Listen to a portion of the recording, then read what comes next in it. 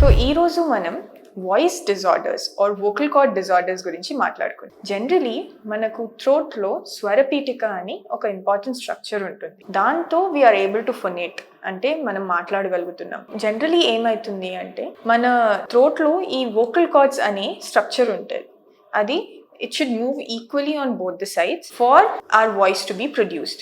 అప్పుడప్పుడు మనం జనరలీ టీచర్స్లో అయినా లేకపోతే ఎక్కువ మాట్లాడే వాళ్ళు గట్టిగా వాళ్ళ వాయిస్ని రేస్ చేసే వాళ్ళను కొంచెం స్ట్రెయిన్ చూస్తాము, హోర్స్నెస్ చూస్తాము. సడన్లీ డాక్టర్ గారు నా గొంతు మారిపోయింది, నా వాయిస్ ఇది కాదు, హోర్స్నెస్లా రఫ్లా అనిపిస్తుంది అని చెప్తూ ఉంటారు. దీనికి మెయిన్ కారణం ఏమై ఉంటుందంటే ఈ వోకల్ కార్డ్స్ అనేది మూవ్ అయ్యేటప్పుడు ఒక పాయింట్ ఆఫ్ టైంలో ఫ్రిక్షన్లా ఏర్పడి వోకల్ నాడ్యూల్స్లా ఫామ్ అయ్యే ఛాన్సెస్ ఉంటుంది అనమాట. ఇంకా కొంతమంది పేషెంట్స్లో వోకల్ పాలిప్ అని స్ట్రక్చర్ డెవలప్ అవ్వచ్చు. ఇది ఏమవుతుందంటే మనం కంప్లీట్గా వోకల్ కార్డ్స్ క్లోజ్ అవ్వకుండా ఆపుతుంది. అలాంటి ఏమైనా జరిగినప్పుడు ఇలా వాయిస్ చేంజ్ అని జనరల్గా కంప్లైంట్ వస్తుంది అనమాట. సో దీన్ని మనం ఆపడానికి ఏం చేయొచ్చు?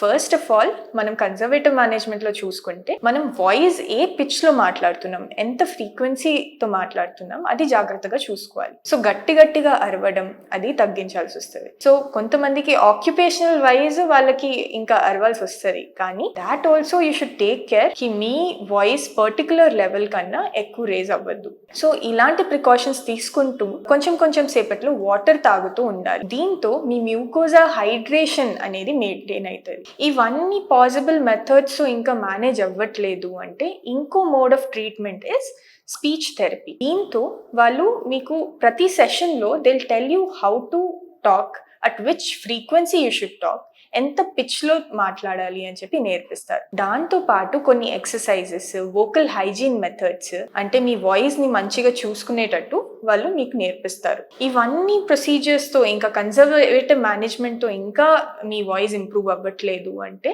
మీరు ఎంత తొందరగా వీలైతే అంత తొందరగా చూయించి సర్జికల్ మేనేజ్మెంట్ ఆప్ చేయాల్సి వస్తుంది. దీంతో మనం ఆ వోకల్ కార్డ్ నాడ్యూల్స్ అనేవి, పాలిప్స్ అనేది తీసేసి దాని తర్వాత మీకు ప్రికాషన్స్ అవి చెప్తామన్నమాట. సో చెప్పేది ఏంటి అంటే ఏ చిన్న వాయిస్ చేంజ్ అయినా లేదా మీ వాయిస్ లో ఏమైనా సడన్ మార్పులు వచ్చినా దాన్ని నెగ్లెక్ట్ చేయకండి. అప్పుడప్పుడు చిన్నగా మాట చేంజ్ అవ్వడం కూడా can be a sign of other dangerous possibilities like cancer, vocal cord polyps, vocal cord ulcer. అందుకని ఎంత తొందరగా వీలైతే అంత తొందరగా మీ డాక్టర్ దగ్గరికి వచ్చి చూపించండి. అండ్ మేము ఏషియన్ ఈఎన్టీలో we are all available here for your care. So just for evaluation sake అయినా మీరు రావచ్చు. Thank you.